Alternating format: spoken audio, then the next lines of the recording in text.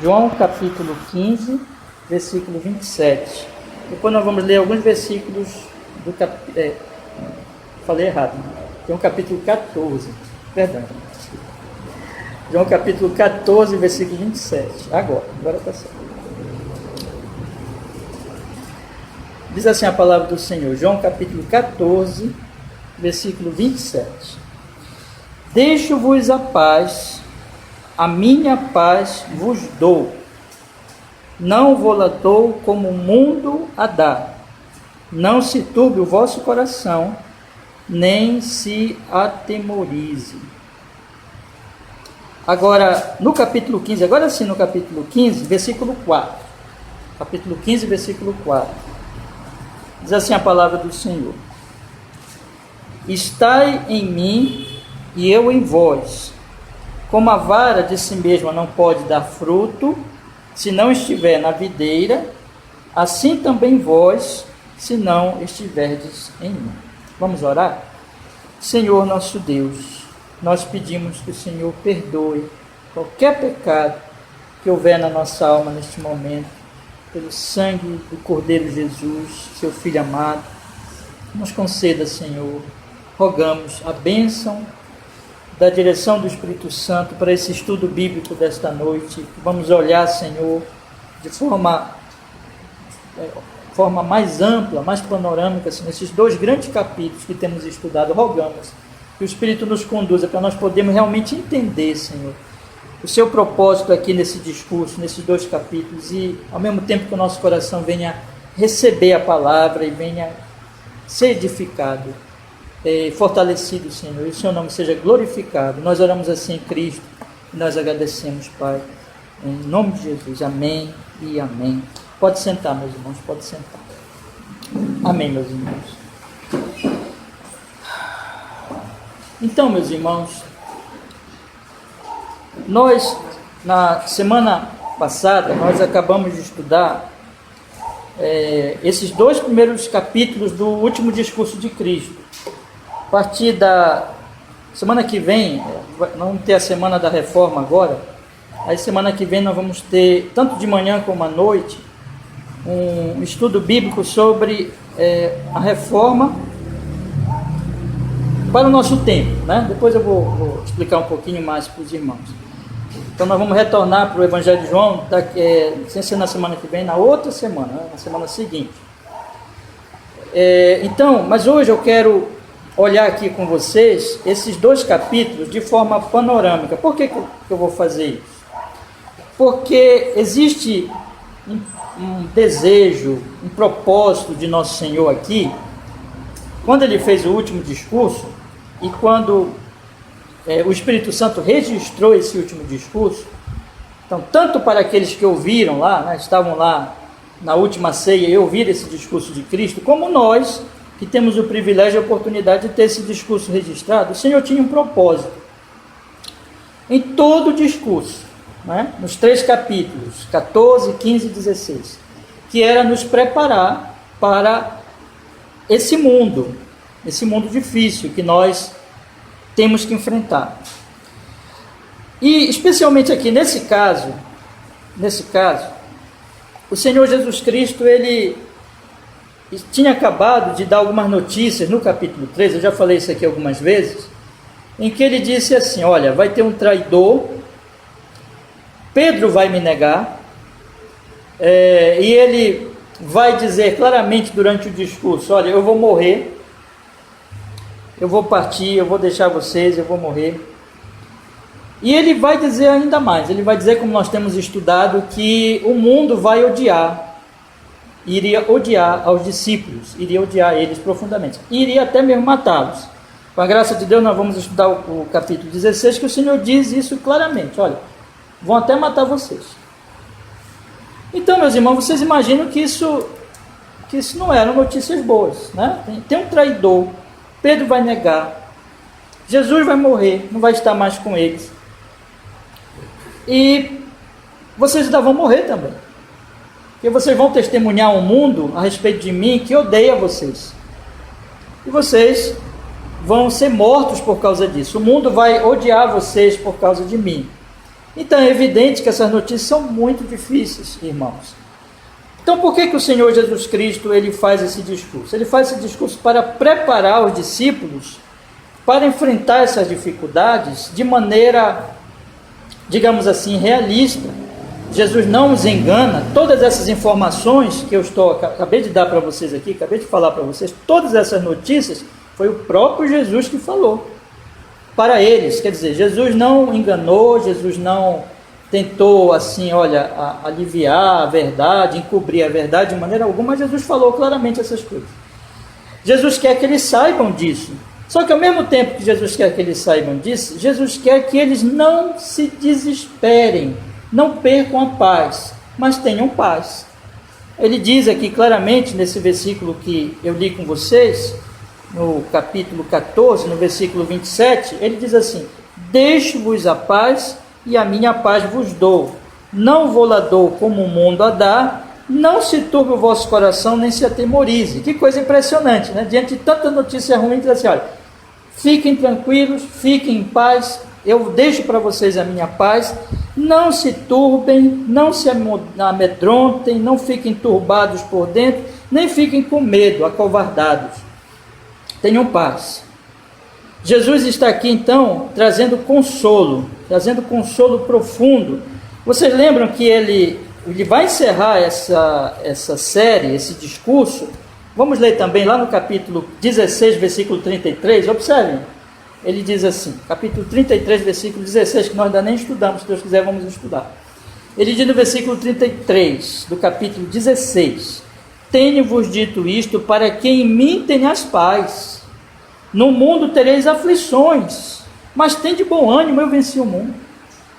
Entende? Olha, eu tenho dito isso, então falou aqui no finalzinho, aí daqui mais para frente ele vai orar no capítulo 17, mas aqui ele diz: todas essas coisas que eu estou falando é para que vocês tenham paz. Para que vocês tenham paz. Ele diz claramente: no mundo vocês vão sofrer, no mundo vocês vão ter aflições, mas vocês não devem perder a paz. Vocês devem saber, ter consciência dos sofrimentos e das dores que vocês vão passar, mas sem perder a paz. Quer dizer, parece até estranho, não é? Por quê? Porque na medida que você sabe uma notícia ruim, você perde a paz. Pessoas ouvem alguma coisa, vai ter uma guerra. Quando começou aí a surgir a pandemia, pessoas começaram a ficar preocupadas. As notícias, elas vão tirando a paz. Mas Jesus diz exatamente o contrário. Ele diz assim: olha, vocês sabem que vocês vão sofrer no mundo, mas vocês não devem perder a paz, porque eu tenho dito isso para que vocês tenham paz. Como vocês, em outras palavras, terão paz diante de uma notícia, diante de notícias tão ruins e tão difíceis? Pelo que eu tenho dito. Eu quero chamar a atenção dos irmãos, essas exposições e tudo que nós fazemos na igreja, não só aqui, mas em todas as igrejas, né, espalhadas pelo mundo, em que os pastores abrem os textos das Escrituras, explicam, expõem, aplicam a vida das pessoas, tem um propósito. E esse texto aqui, especificamente, esses 3 capítulos, eles têm um propósito dado pelo próprio Senhor. Tenho-vos dito isso para que em mim tenhais paz, para que nós não percamos a paz, não fiquemos angustiados, muito ao contrário. Então, é na medida que nós meditamos na palavra de Deus e que nós ouvimos com atenção, com reflexão, com fé, recebendo a palavra de Deus, esse discurso aqui, na medida que nós fazemos isso, nós vamos experimentando a paz, mesmo sabendo que as coisas não vão ser fáceis, mesmo sabendo que as coisas vão ser difíceis. Ao mesmo tempo, meus irmãos, o nosso Senhor, Ele não somente consola e não somente quer trazer a paz para os discípulos, mas Ele também quer que os discípulos tenham uma certa conduta, uma certa prática diante do consolo. Então, nós temos, eu já tenho dito isso desde o início dessas exposições, que nós temos aqui uma certa divisão nos capítulos, né? Uma certa ênfase em cada capítulo. No capítulo 14, exatamente a ênfase é o consolo, é a consolação que o nosso Senhor vai nos dar. No capítulo 15 são as exortações, admoestações, ou podemos até dizer mesmo, as ordenanças que Ele vai dar, né? as suas diretrizes, vamos dizer assim, o seu direcionamento que ele vai dar aos discípulos diante desse consolo. Essas coisas estão ligadas. Então, não somente ele quer que os discípulos, que nós no caso, né, porque isso serve para todos, lá no capítulo 17 ele vai orar por nós também, não somente os discípulos tenham paz, mas essa paz não é uma paz passiva, sabe? Daquela assim que se deita na rede e diz assim, não vou nem me importar, vou ficar aqui descansando, dormindo, de maneira nenhuma. Cristianismo nunca é cristianismo da rede, né? Nunca é cristianismo da sonolência. Vocês entendem o que eu estou falando? No sentido espiritual, no sentido em que se vive passivamente, não vou me importar com nada porque o Senhor disse que eu vou ter paz. Não é nesse sentido. Eu vou experimentar paz, mas eu vou experimentar paz trabalhando. Eu vou experimentar agindo. Não há nada mais longe do cristianismo como um cristianismo cheio de angústia. E também não há nada mais longe do cristianismo que um cristianismo passivo, um cristianismo que ninguém sabe que a pessoa é cristã, que ninguém percebe que a pessoa é cristã. Não, o capítulo 15 nós estudamos aqui, está cheio de exortações, cheio de, olha, vão e façam isso, diante dessas verdades. Vocês vão ser a videira verdadeira, vocês são a videira verdadeira, vocês são a igreja, cheia de frutos. Não existe nada de passividade, não existe nada de indiferença diante do mundo, mas existe atividade, só que não é uma atividade qualquer, é uma atividade baseada no consolo, baseada na paz que o Senhor nos dá, é uma atividade corajosa, é uma atividade que leva a uma ação de coragem, mesmo diante das dificuldades. O capítulo 16, se Deus quiser nós vamos estudar ainda, nosso Senhor, ele vai profetizar, e ele vai falar muitas coisas, vai dar algumas informações, vai dizer, olha, vai acontecer assim, assim, assim, e vai mostrar, encerrar o capítulo exatamente com esse versículo: tenho-vos dito isto para que em mim tenham paz, no mundo tereis aflições, mas tende bom ânimo, eu venci o mundo. E olha que ele ainda nem tinha morrido e ressuscitado, mas ele já está dizendo aqui, eu venci o mundo, mostrando que, na verdade, o princípio de toda a sua profecia, que mostra o decreto de Deus, porque Deus, quando Deus profetiza, na verdade ele está mostrando o seu decreto, aquilo que ele já decretou, e ele mostra antecipadamente aquilo que ele vai fazer, aquilo que ele vai operar. Mas Deus é vencedor, Deus vai vencer, e a igreja vai vencer, e Cristo venceu, e nós vamos vencer.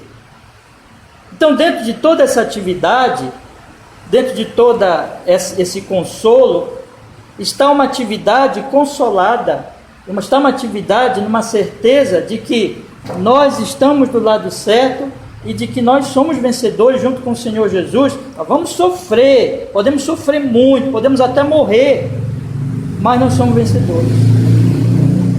Então, meus irmãos, é tão importante, eu queria lhes chamar a atenção para isso, eu queria exortá-los muito a vocês não perderem nenhuma exposição. Eu digo para vocês que cada exposição, cada texto desse que nós estamos estudando é muito importante. Então, se você só falta o culto se você não puder mesmo, por um motivo que você não possa, mas eu estou lhes exortando muito, não perca essas exposições, porque o que o Senhor, ele vai nos ensinando aqui é algo de muita utilidade para a nossa fé e para a nossa vida aqui nesse mundo, meus irmãos. Então, hoje,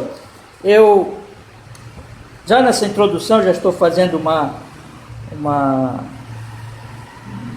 visão, já estou dando para vocês aqui uma visão panorâmica desses capítulos, mas hoje eu quero olhar para os 2 capítulos, né, que nós estudamos. Então, o que nós vamos fazer hoje é sobrevoar a floresta, olhar a floresta de longe. Nós já temos olhado as árvores, estudado cada árvore, mas hoje nós vamos dar uma olhada no panorama, nós vamos olhar por cima, nós vamos observar o todo, para que nós possamos compreender o propósito do Senhor nesse todo, né?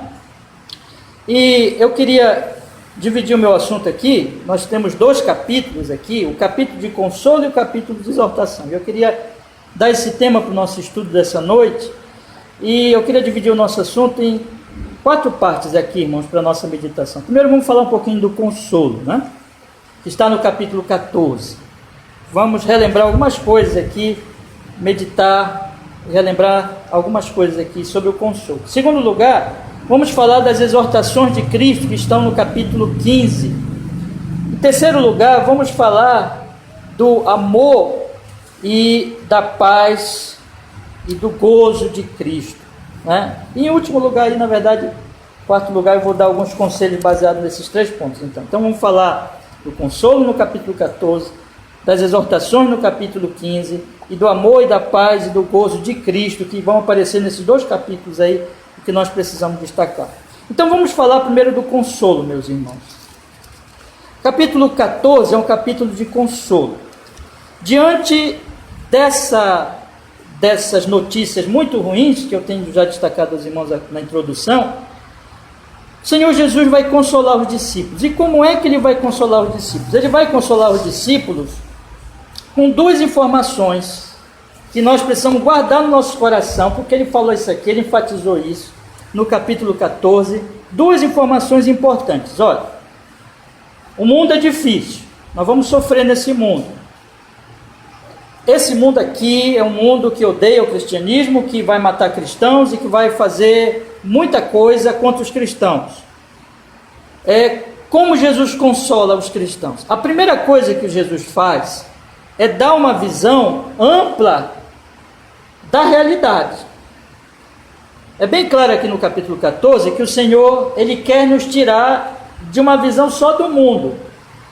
Então eu posso dizer assim para vocês, só para ilustrar, nós estamos aqui nessa sala, né? Mas nós sabemos que esse conjunto não é só essa sala. Nós não podemos dizer assim que o Tapajós aqui, que é esse conjunto habitacional, ele é esta sala. Existe uma realidade muito mais ampla desse conjunto habitacional, que é esta sala.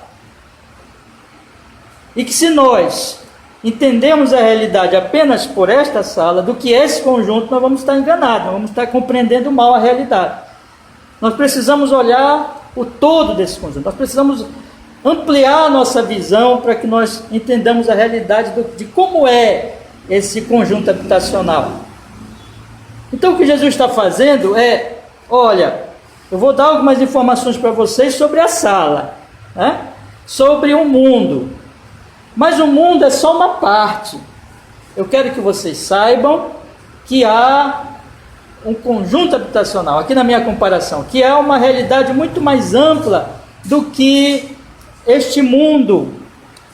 Eu quero que vocês saibam que há uma realidade espiritual. O que vai acontecer comigo, eu vou morrer daqui a pouco, e muita coisa vai acontecer difícil, mas na verdade tudo que vai acontecer está dentro de uma realidade e de um propósito divino, que é salvar vocês.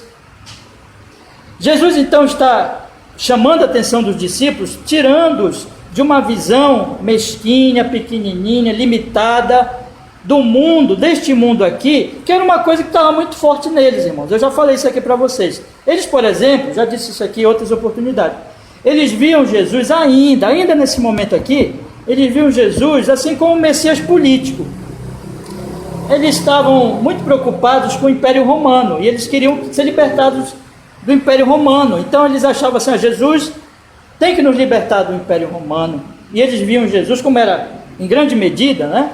Como era o costume da época, o pensamento da época, com um Messias político, um Messias que vai nos libertar de Roma. Então eles tinham uma visão da sala, eles tinham uma visão só do mundo, eles tinham uma visão mesquinha. E quando Jesus diz assim, eu vou morrer, é claro que isso, o Messias político não pode morrer. O Messias político tem que vencer em Roma. Como é que ele vai vencer Roma se ele vai morrer? Se ele vai ser crucificado exatamente pelo império. O império vai condená-lo. Então não tinha sentido. E o que Jesus Cristo vai fazer agora é dizer assim, olha, vocês têm que parar de pensar dessa forma pequena, restrita, e pensar no todo. Pensar que, capítulo 14, versículo 1, leia comigo por favor. Não se turbe o vosso coração, credes em Deus, crede também em mim. na casa de meu pai há muitas moradas, e observe que ele diz, se fosse assim eu vou teria dito, aí ele encerra dizendo assim, vou preparar-vos lugar. Ou seja, tudo que vai acontecer comigo agora, tudo que eu vou fazer, de respeito a um propósito, a preparar um lugar para vocês, preparar uma morada para vocês. No versículo 3 ele diz, e quando eu for vos preparar lugar, virei outra vez e vos levarei para mim mesmo, para que onde eu estiver, estejais vós também. Ou seja, tudo que eu vou fazer e tudo que vai acontecer comigo tem um propósito, levar vocês para morar comigo, para sempre, na casa do Pai, nas moradas do Pai. Na casa do meu Pai há muitas moradas, você está entendendo? O que ele está fazendo aqui? Olha, saiam desse pensamento só do mundo e vejam que tudo que vai acontecer comigo está num propósito espiritual do Pai, de eu morrer por vocês e de eu ressuscitar. E depois ele vai falar, né, do Espírito Santo ser enviado. Tudo isso é obra de Jesus, irmãos. Tudo isso é Jesus preparando um lugar para nós. Tudo ele está fazendo para que um dia, muito em breve, só não aconteceu ainda, pode acontecer hoje, pode acontecer essa semana, pode acontecer daqui a 1000 anos, nós não sabemos, mas Jesus vai voltar. E quando ele voltar, ele vai resgatar a sua igreja do mundo mau, ele vai estabelecer o novo céu, nova terra, ele vai instaurar o trono, o seu trono do juízo, vai julgar os ímpios e vai vencer, e vai estabelecer o novo céu e nova terra. Então Jesus está dizendo, foquem não na sala, mas foquem no que está além dessa sala, foquem no que está além desse mundo, pensem na grande realidade de que eu vou morrer na cruz por vocês, e vocês vão sofrer muito, não é fácil, vão até matar vocês, mas eu vou voltar, e quando eu voltar vocês vão morar comigo para sempre. Essa é a primeira informação que ele dá, e nessa informação ele está então querendo fazer com que os discípulos e com que nós também hoje, nesse mundo difícil que nós vivemos, não é fácil, você vai sofrer, talvez você esteja sofrendo hoje que chegou aqui nesse culto, mas Jesus está dizendo para você, pense no céu, pense no final, pense que o mundo não é só isso, o mundo não é só, o universo e o propósito de Deus não está restrito a esse mundo, mas que há a cruz, Jesus morreu por seus pecados, e que Jesus vai voltar, e que você estará com Ele para sempre. Esse é o teu consolo, irmão. Esse é o consolo que o Senhor Jesus Cristo te dá, em primeiro lugar. O segundo consolo que Ele nos dá, irmãos, qual é? O segundo consolo é que, neste mundo mau, neste mundo difícil, nós não estamos sozinhos, nós não estamos abandonados. Jesus Cristo não morreu na cruz, não foi embora para um dia voltar. Enquanto isso, nós vamos ficar aqui nesse mundo lutando, esperando a volta dele, por nossa conta, sozinhos, abandonados, tendo que dar conta do recado, pelos nossos próprios esforços, pela nossa própria força. De jeito nenhum. Aqui o Senhor Jesus Cristo dá uma informação, vocês não vão ficar sozinhos. Leia comigo agora o 14 de novo, no versículo 16 ao 18. Veja o que o Senhor diz, 14, do versículo 16 ao 18, ele diz assim: e eu rogarei ao Pai, e Ele vos dará outro Consolador, para que fique convosco, olha só, irmãos, a palavra aí, para sempre. O Espírito da verdade que o mundo não pode receber, porque não o vê nem o conhece, mas vós o conheceis, porque habita convosco e estará em vós. Aqui está. Nesse mundo mau, Jesus não nos deixou órfãos. Ele roga ao Pai, e o Pai nos envia o Consolador. Ele diz no versículo 18: não vos deixarei órfãos, voltarei para vós. Esses dias mesmo eu vi uma notícia muito triste de centenas de crianças aqui no Pará, né? Que estão órfãos da Covid. Centenas de crianças órfãos da Covid. Que coisa triste, irmãos. Perderam pai e mãe, pequeninos, criancinhas. É feito, além da doença, tem a orfandade, né? Nós sabemos que essa pandemia terrível não somente matou milhares, 60 mil pessoas, mas deixou sequelas e deixou órfãos pelo país. E o que é um órfão? O órfão é uma pessoa é uma criança que não tem pai nem mãe. Meu irmão Fernando, me ajuda aí. Faz de conta que não aconteceu isso, fica só olhando para mim. Então, órfão é uma pessoa que não tem pai, não tem mãe, é sozinho, é abandonado. Acho melhor eu guardar aqui para não cair. Obrigado, Fernando. Deixa aqui, senão vai cair. É sozinho, é abandonado, não tem ninguém.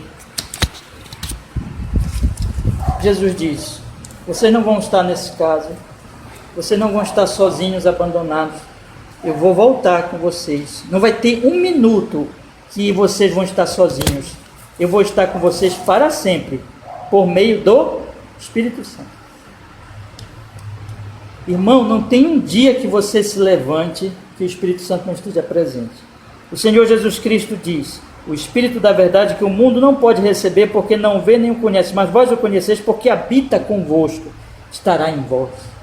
Esse Espírito Santo, ele está presente conosco. E Jesus disse que o Espírito Santo é o auxiliador, o advogado, aquele que se põe do lado, aquele que vai nos auxiliar em tudo que nós precisamos, aquele que vai escrever a Bíblia pelos apóstolos. Olha só, irmãos, olha só. Ele vai escrever a Bíblia pelos apóstolos. Ele já tinha escrito o Antigo Testamento, mas ele ia escrever o Novo Testamento pelos apóstolos, fazendo com que eles lembrassem de tudo, registrassem tudo.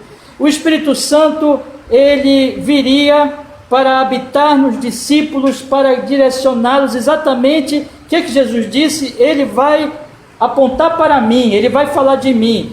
O Espírito Santo iria mover o coração dos discípulos para que ele escreveria a Bíblia, ele levaria os discípulos para a Bíblia, para Cristo que está na Bíblia. E o Espírito Santo, no meio desse mundo mau, difícil, que está perseguindo, que está matando os cristãos, o Espírito Santo, ele iria testificar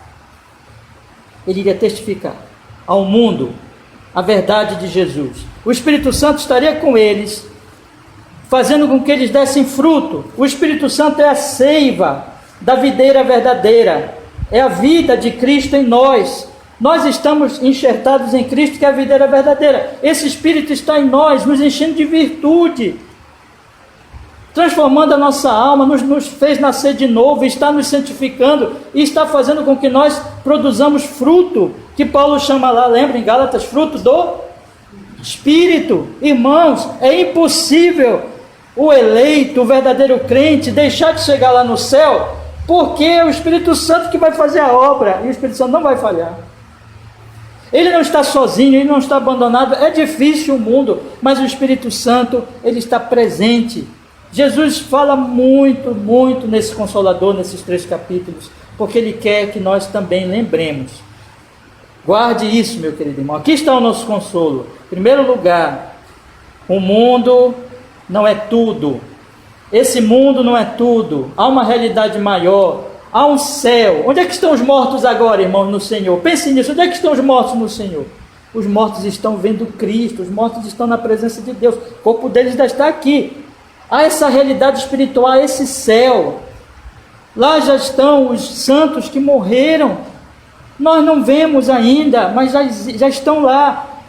Cristo, lembra? Nós lemos hoje sobre Estevão, hoje pela manhã. Quando Estevão estava sendo apedrejado, Estevão viu Jesus. Estevão, ele viu essa realidade espiritual. Jesus vai voltar. Jesus vai estabelecer um novo reino, uma nova terra. Há uma Jerusalém celestial que vai descer, onde habita a justiça, onde vai acabar o pecado, onde vai acabar o mal, onde vai acabar a justiça, onde vai acabar o pecado e a pandemia, a morte, a orfandade, toda essa dor, todo esse sofrimento, e onde haverá alegria, onde ele vai enxugar dos nossos olhos a lágrima. Mas enquanto nós estamos aqui, meus irmãos, o Espírito Santo está conosco, consolando, auxiliando, corrigindo, nos levantando quando nós caímos, nos convencendo dos nossos pecados, nos instruindo, e ele faz isso inclusive pela pregação, pelo dia do Senhor. O que é isso que nós estamos fazendo aqui? E o que é isso, se não uma obra do Espírito Santo? Se eu estou hoje pregando aqui fielmente, se eu estou falando aqui a verdade, é pelo Espírito Santo. Se você tem crido na palavra de Deus, é pelo Espírito Santo. O Espírito Santo está conosco. O Espírito Santo nos acompanha. O Espírito Santo nos levará até o final. Nós temos que manter isso em mente, nós temos que manter que esse mundo não é tudo, que é uma realidade espiritual, que Jesus vai voltar e que nós não estamos sozinhos aqui, que nós temos o Espírito Santo, ele está o tempo todo conosco, é o nosso consolador, é o nosso amigo, é o nosso auxiliador, que nunca nos abandona. Que você possa meditar nessas verdades. Jesus quer isso, irmãos. Jesus quer que nós meditemos nessas verdades, que nós entesouremos isso no nosso coração, na nossa mente, e vivamos de acordo com a palavra de Deus. O mundo não sabe nada disso, mas você sabe. Você conhece essas realidades. Então aqui está, meus irmãos. Agora, o que Jesus quer? O que Jesus quer diante dessas verdades que ele nos informa? O capítulo 14 nos instrui já, nos direciona. Ele diz: olha, vocês, eu vou voltar, eu vou preparar lugar. Há uma realidade ampla, espiritual, eu vou voltar, vocês não estão sozinhos em segundo lugar, vocês têm o Espírito Santo. O que vocês devem fazer para experimentar a paz, para ter a paz no seu coração? Você deve fazer o que a Bíblia diz o tempo todo: crer. Leiam comigo aí o capítulo 14, versículo 1, que diz: não se turbe o vosso coração, em lugar da turbulência, fé. Não se turbe o vosso coração, credes em Deus, crede também em mim. Lá no capítulo 10, desculpa, capítulo 10 não, perdão, versículo 10, perdão, irmãos, ele diz assim para Filipe, né, dando uma reprimenda em Filipe: não crês tu que eu estou no Pai e que o Pai está em mim? As palavras que eu vos digo, não as digo por mim mesmo, mas o Pai que está em mim é quem faz as obras. Olha o que ele diz para Filipe: crede-me que eu estou no Pai, e o Pai em mim, crede-me, ao menos por causa das mesmas obras. Irmão, Jesus está dizendo para os discípulos, Jesus está dizendo para nós: creiam na minha palavra, confiem no que eu estou dizendo. E existem, ele está dizendo aqui, ele vai dizer, né? Ele trouxe as palavras do Pai, ele operou as obras do Pai, ele é absolutamente confiável, ele não é uma fraude, ele é o verdadeiro Messias. E ele está aqui dizendo: creiam em mim, creiam que eu sou esse Messias que veio morrer na cruz por você. Não sou um Messias político, não sou um Messiazinho pequenininho aqui, um imperadorzinho, não. Eu sou o Messias celestial, eu sou o Rei do universo, eu sou Deus encarnado, eu sou aquele que vai implantar o reino de Deus no céu e na terra. Creiam em mim, confiem em mim, e vocês terão paz. Ele diz, meus irmãos, uma segunda coisa aqui que nós devemos fazer. Isso vem vinculado com essa exortação da fé. Ele diz para nós amarmos a Ele. Leia no versículo 15 do capítulo 14: se me amais, guardai os meus mandamentos. Ele diz no versículo 21 ao 23: aquele que tem os meus mandamentos e os guarda, esse é o que me ama, e aquele que me ama será amado de meu Pai, eu o amarei e me manifestarei a ele. Disse-lhe Judas não Iscariote: Senhor, de onde vem que te há de manifestar a nós e não ao mundo? E ele respondeu, Jesus respondeu e disse-lhe: se alguém me ama, guardará a minha palavra, e meu Pai o amará, e viremos para ele e faremos nele morada. Quem não me ama não guarda as minhas palavras. Olha, as palavras que eu visto não é minha, mas do Pai que me enviou. O que ele está dizendo? Amem. A prova é que vocês são meus discípulos é o amor. Por que eu amo? Porque eu conheço Jesus, porque ele se revelou a mim, porque eu sei que ele é maravilhoso, eu sei que ele é amável, eu sei que ele está indo para uma cruz porque ele me amou. Por que eu amo Jesus? Porque ele me amou. Ele me disse isso, ele provou isso na cruz, a palavra dele chegou a mim, e porque eu creio nessa palavra é que eu amo. Vejam que a fé está vinculada ao amor. Vejam que a fé, ela anda, e ela, digamos assim, vai ser inclusive uma coisa natural. Onde tem fé tem amor. Se eu creio em Jesus, eu sei quem ele é, e eu amo Jesus. E o que Jesus está dizendo aqui? Para que nós experimentemos a paz, nós devemos crer nele, devemos amá-lo. Quem foi que não creu nele entre os 12 e não amou a Jesus? Judas. Judas não aceitou Jesus como ele era, queria um outro Jesus. Judas não amava Jesus. Judas amava a prata, os bens materiais. Onde há incredulidade há ódio, mas onde há fé há amor. Então o que Jesus está dizendo aqui, irmãos, é que na medida que nós cremos nele, e na medida que nós o amamos, nós vamos ser consolados. Nós vamos ter paz, mesmo no mundo difícil. Você não crê em Jesus, meu irmão? Você não crê que Jesus te ama? Você não crê que ele morreu numa cruz por seus pecados? Por que você fica tão preocupado com os problemas que você passa? Por que você murmura? Por que você reclama?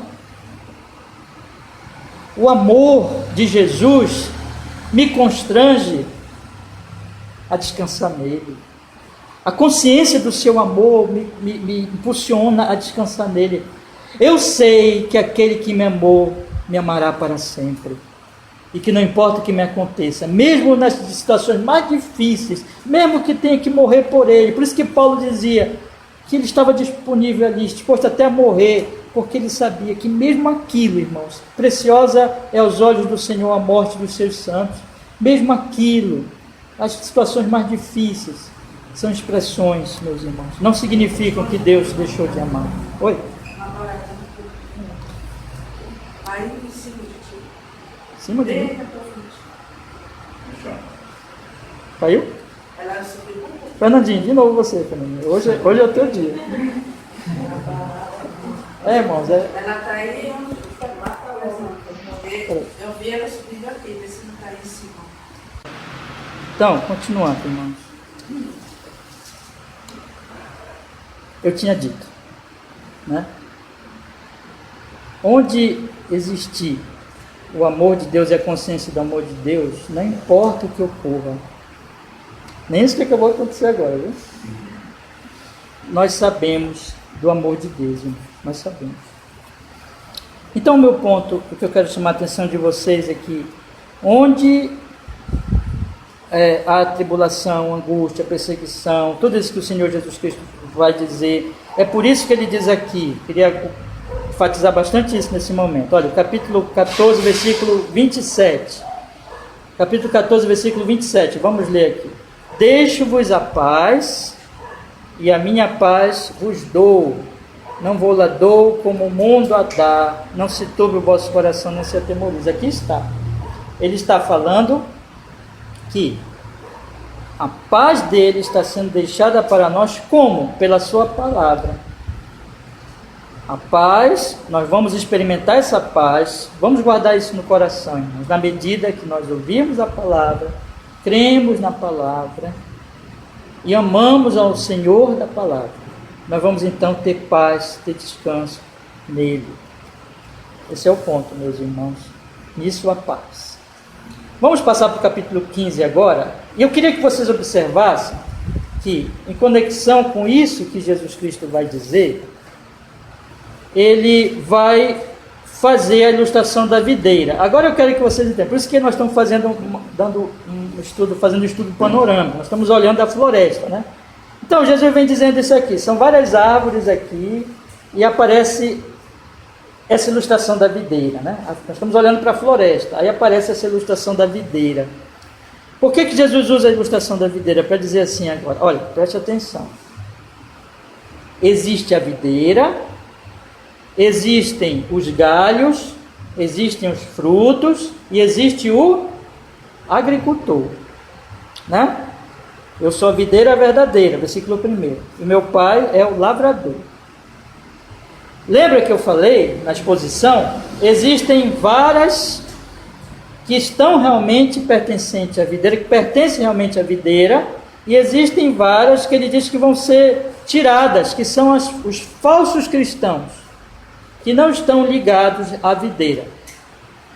Como é que Jesus diz que nós devemos permanecer nele? Aí vem as exortações agora. Essa ilustração da videira, com essa ilustração da videira, ele está, na verdade, querendo aplicar o ensino do capítulo 14, que é olha, eu vou salvar vocês, vocês vão ter o Espírito Santo, creiam e me amem. Aí ele fala da videira. Quando ele fala da videira, ele diz, existem os galhos que vão ser cortados. Olha o que ele diz aqui no versículo 2 e 3, vamos ler por favor. Toda vara em mim que não dá fruto, atira. Toda aquela que dá fruto, e limpa, perdão. Toda aquela que dá fruto, para que dê mais fruto. Então ele tira a que não dá fruto e limpa a que dá fruto. Então são dois tipos de varas, são dois tipos de galhos. Quem é o galho que foi tirado há pouquinho tempo? Jesus mandou ele embora. Quem é o galho que foi tirado? Lembra? Judas. Com isso Jesus está dizendo assim, preste atenção. Jesus está dizendo para os discípulos, preste bem atenção nisso. É isso que ele está chamando a atenção dele, dizendo assim, olha, Judas não creu em mim. Judas não me amou. Judas foi tirado. Judas não dá fruto, não deu fruto. Judas é um galho falso. Judas foi retirado da videira. Mas vocês não. Vocês estão em mim. O que vocês devem fazer agora? Permanecer em mim. Olha o que ele diz no versículo 4. Estai em mim. Irmãos, isso é tão maravilhoso quando você entende isso aqui. É por isso que o texto está conectando com tudo aquilo que Jesus falou. Estai em mim. O que é estar em mim? É crer e amar. Compreende? Como é que você permanece em Jesus? Você já está em Jesus. Você já faz parte dele. Não seja como Judas. Judas não creu. Judas não amou. Judas foi cortado. Permaneça em Cristo, esteja em Cristo. Como? Crendo. Ele vem falando o tempo todo no capítulo 14. Crendo. Creia e ame. Olha como ele vai particularizar agora esse estar nele no versículo 9. Vamos ler aí, versículo 9. Como o Pai me amou, também eu vos amei. Olha só, permanecei no meu amor. Entendeu? Então, estar em Jesus é permanecer no seu amor. E o que é permanecer no seu amor? Versículo 10. Ele explica, ele diz, se guardardes os meus mandamentos, permanecereis no meu amor, do mesmo modo que eu tenho guardado os mandamentos de meu Pai e permaneço no seu amor. Permanecer no amor de Jesus, permanecer no amor dele, é guardar os mandamentos dele. Lembra que eu expliquei já para vocês? Eu tenho conhecimento do amor dele e eu passo a amá-lo. E como é que eu expresso o amor que eu tenho? Obedecendo os mandamentos dele, obedecendo a palavra dele, as orientações dele. Aí eu obedeço, né? Quando eu obedeço, ele me recompensa, não por mérito, mas porque ele é gracioso. Ele me mostra mais do amor dele. Olha o que ele diz aqui. Vamos voltar um pouquinho para o capítulo 14, versículo 21. Lembra que ele tinha dito, aquele que tem os meus mandamentos e os guarda, esse é o que me ama. Aquele que me ama será amado de meu Pai. E eu amarei, olha aí, e me manifestarei a ele. O que é isso? É que na medida que eu sei do amor dele, e eu creio no seu amor, e eu passo a amá-lo, eu vou obedeço. E ele então, ele se manifesta mais ainda a mim, mostrando mais ainda que ele me ama. Não é que o amor dele vai aumentando, o amor dele é eterno, é único. Mas ele vai mostrando mais desse amor. Irmãos, isso é santificação. O que é santificação? A santificação é conhecer a Deus e conhecer mais da santidade, do amor de Deus, e ele se alegra, ele se compraz em mostrar isso para nós. Então, quando você sabe que Deus te ama, e você o ama de volta, e você obedece os mandamentos, ele mostra mais ainda do amor dele por você. E isso é um processo para toda a vida, gente. Já falei isso aqui para os irmãos. Então, permanecer na videira é permanecer na fé e permanecer no amor e experimentar cada vez mais desse amor.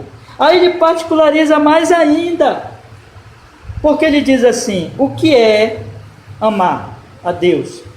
Como se expressa o meu amor a Deus? Pois bem, o meu amor a Deus se expressa no meu amor aos irmãos. Versículo 11 do capítulo, versículo 17 do capítulo 15, ele diz: isto vos mando, que vos ameis uns aos outros. Versículo 21, mas tudo isso vos farão por causa do meu nome.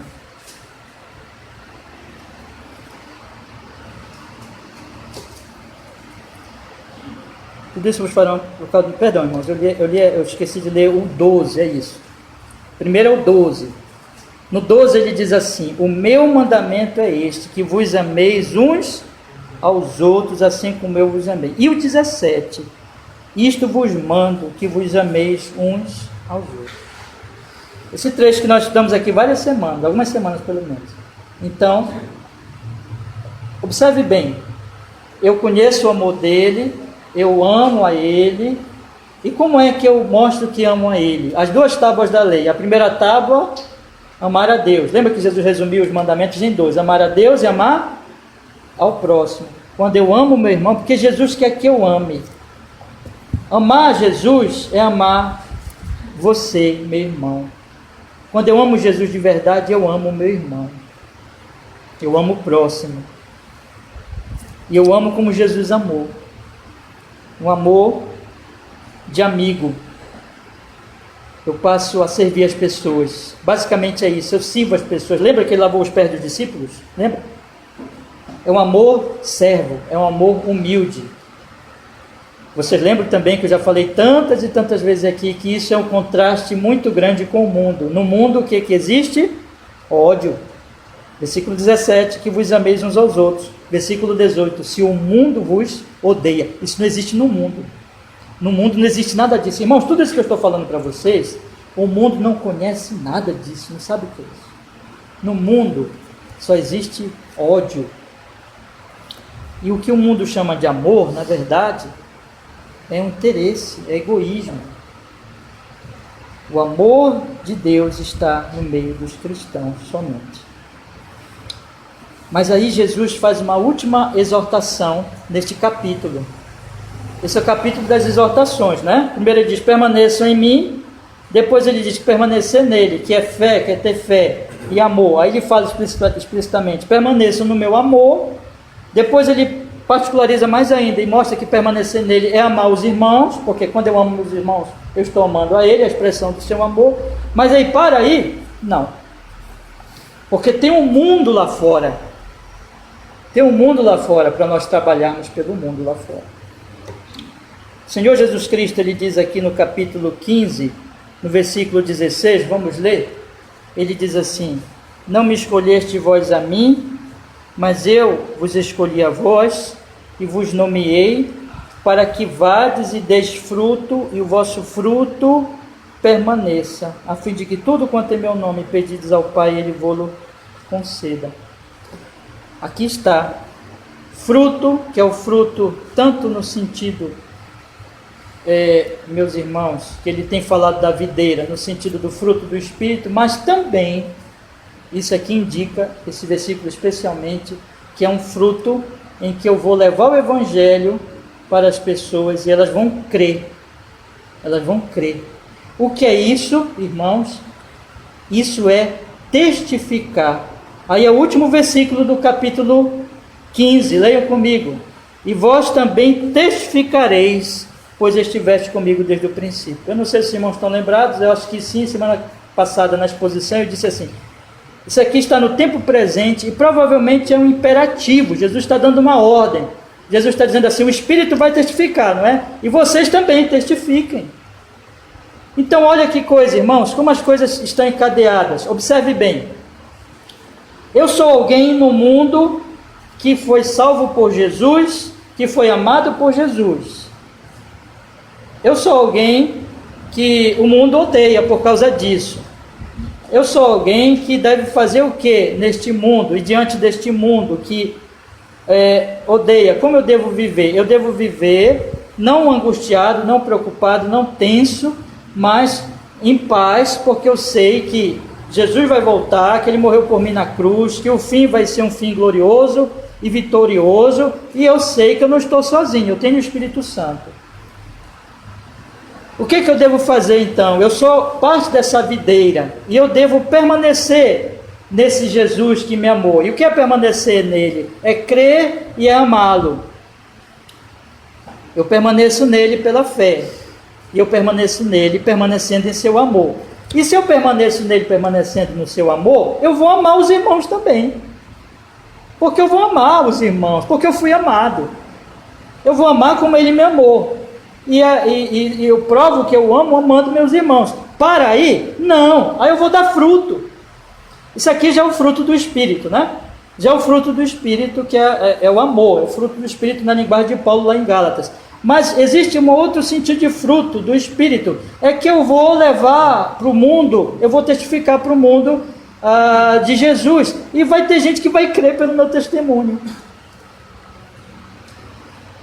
Você lembra que eu disse na introdução que esse consolo não é um consolo passivo, é um consolo que trabalha? Irmãos, isso é vida cristã, é trabalhar. É continuar crendo, é amar Jesus, é obedecer os mandamentos, é amar os irmãos, é servir os irmãos e é testemunhar para o mundão aí fora. Com coragem. Com coragem. O mundo vai odiar, mas eu tenho coragem. E é testemunhar não somente com coragem, mas também com amor, com interesse, como Estevão fez, que até orou pelos que estavam apedrejando a ele. Semana passada eu li aqui com vocês. E aí, em tudo isso, tem mais um ponto que eu queria acrescentar nessa visão panorâmica. Em tudo isso, eu não vou ler os textos, porque eu já li várias vezes aqui com os irmãos. Em tudo isso está a oração. O crente ora. Enquanto o crente está confiando, amando, obedecendo, ele está orando. Ele está orando. E Jesus diz que o Pai vai ouvi-lo e vai atender a sua oração. E atender a oração é dando todos os recursos para o crente continuar perseverando na fé, obedecendo a Deus, amando os irmãos e testemunhando para o próximo. E ele faz isso pela presença do Espírito Santo que está com o crente o tempo todo. É o Espírito Santo que leva o crente a orar e é o Espírito Santo que traz todos os recursos, todas as virtudes que Jesus ganhou para nós na cruz do Calvário. E eu vou adiante, orando, obedecendo, amando, crendo, servindo, eu vou testemunhando ao mundo. E quando eu aprendo a viver assim, quando eu aprendo todas essas verdades, eu vou experimentar, eu vou saber e conhecer e experimentar o amor de Jesus, a paz de Jesus e o gozo de Jesus, que o mundo não tem. Vamos ler, esses são os últimos versículos que eu vou ler hoje com os irmãos. 14, 27. Deixo-vos a paz. Observem bem, chama a atenção de vocês. A minha paz vos dou. Não se turbe o vosso coração, nem se atemorize.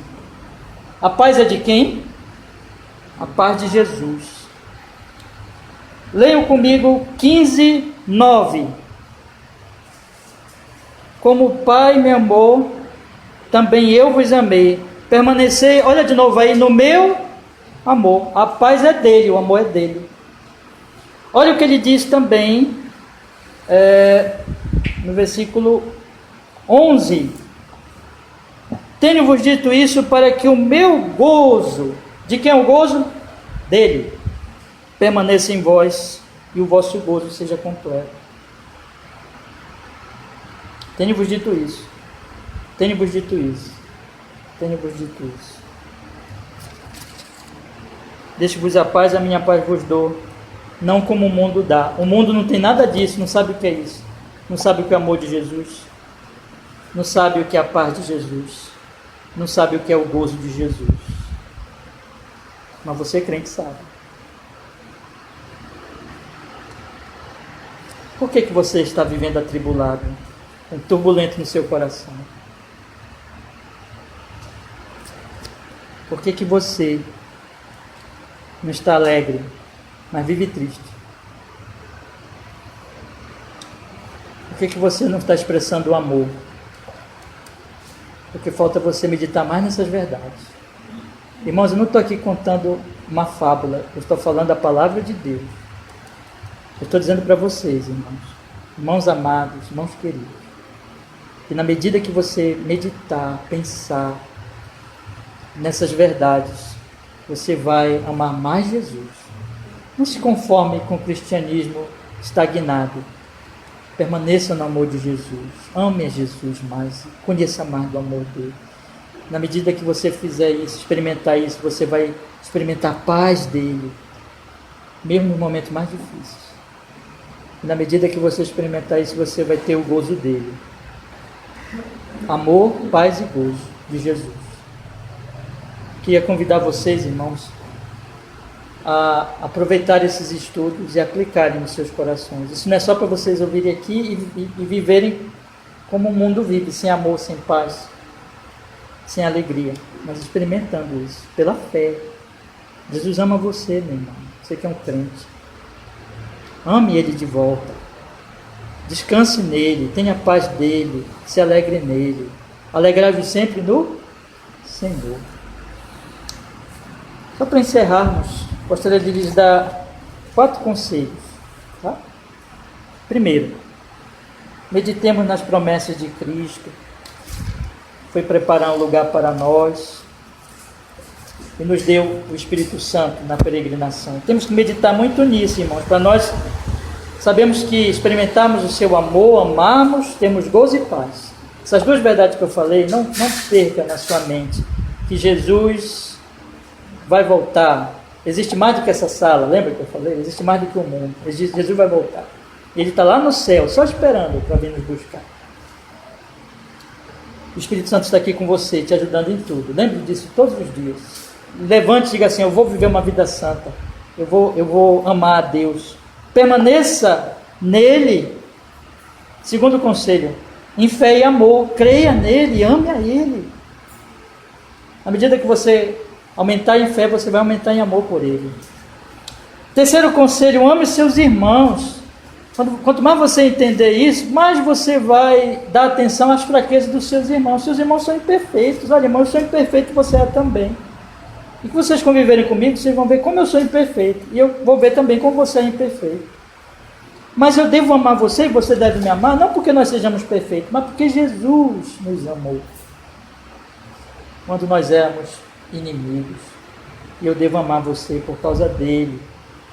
O amor cobre, diz Pedro, multidão de pecados. Quarto conselho, o final. Testifique, meu irmão. Não odeie o mundo. O mundo odeia você, mas não odeie o mundo. Ora pelos ímpios. Ora pelos que estão lá fora. Confie que o Espírito Santo está com você e ele vai lhe usar para que você testifique do amor de Jesus em amor. E sabe de uma coisa? Tem gente que vai nos odiar, mas tem gente que vai crer. Tem gente que vai crer. Você não creu? Vocês não estão aqui hoje? Eu estou orando, irmãos, e eu peço para vocês me ajudarem a orar. Eu estou orando para essas cadeiras vazias serem preenchidas. Para acabar logo essa pandemia, a gente encher de cadeira aqui. Para as pessoas virem ouvir o Evangelho e crerem no Evangelho. Estou orando para a gente derrubar essa parede e aumentar aqui. Vamos orar, irmãos? Vamos testemunhar para esse conjunto, para esse bairro, para os seus colegas de trabalho. Não testemunhe na hora que você está trabalhando. Na hora que você está trabalhando, você tem que trabalhar. Né? Mas no seu intervalo, pela sua vida, você testemunha. Aqui e ali, você vai falando de Cristo. Ore por eles, irmãos. O Senhor tem os seus eleitos lá fora. Lembra que ele falou para Pedro no texto que nós lemos, Lucas 5, eu vou te fazer pescador de homens. Nós somos pescadores de homens, meus irmãos. Vamos permanecer em Jesus, amando, crendo, amando os irmãos. Vamos permanecer em Jesus, testificando ao mundo que Jesus é amor. Jesus é o Redentor, é o Salvador. Amém. Vamos orar. Ó Senhor, obrigado que podemos estudar hoje à noite a Sua palavra, Senhor. Oh Deus, que o Senhor nos conceda graça, para que, se estivermos hoje tristes, sem paz, pelas lutas do dia a dia, possamos nos consolar no Seu amor. Esse amor nos encha de gozo, nos encha de amor, Senhor, e de paz. E que nós possamos, Senhor, amar nossos irmãos, permanecer em Cristo e testificar para o mundo lá fora. Sermos luzeiros para esse mundo mau que não conhece nada do amor do Senhor. Que o Seu nome seja cada vez mais glorificado, ó Deus Todo-Poderoso. Nós oramos assim em Cristo e nós agradecemos. Amém.